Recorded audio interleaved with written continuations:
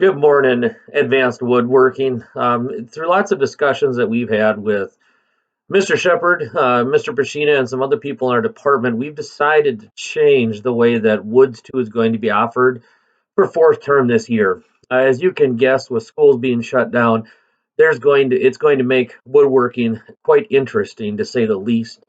And so, what we've decided to do is create a new class called Construction Site Safety. I believe it's called that. It's something similar to it that you will be enrolled in on Canvas. What we're doing is hitting pause on Woods 2, the second term of it, where we design our capstone project. And you guys are going to get enrolled in a special course first term next year. Now, you seniors, I'm sorry. If I could make this virus go away and us go back to class in a second, I would, but I can't do that. So, for everybody else that's getting dropped into this new construction industry safety class, the first couple weeks are going to be pretty easy for you because it's going to repeat a little bit of what we've done already in Woods 1 and Woods 2. The first 2 weeks or first week and a half, we are going through the safety on the machines in our class via video, and then you're going to be doing the safety test for them. After the first week and a half, and that's all done. So you guys should have a lot of that already done. You might just have to touch up your notes on Notability, submit those, and take a quiz that you've taken one very similar to it already.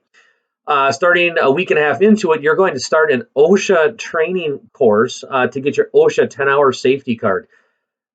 What can you do with that? That is your ticket onto most large construction sites. So if you get a job ever working in construction, that OSHA 10-hour card is an industry credential that will allow you onto those job sites. And if you didn't get it from us, you'd be paying to get it whenever you got a job that required you to go onto a job site. So whether you're an engineer, an architect, a construction worker, somebody in the building trades industry, in order to step foot on big union jobs, you've got to have this OSHA 10-hour safety certificate. So you will be taking those modules. We're splitting them up over the course of several weeks. So it's not something that you're going to have to sit all one day and do this. It's going to be probably 20, 30 minutes of work a day that you'll log into, do your work.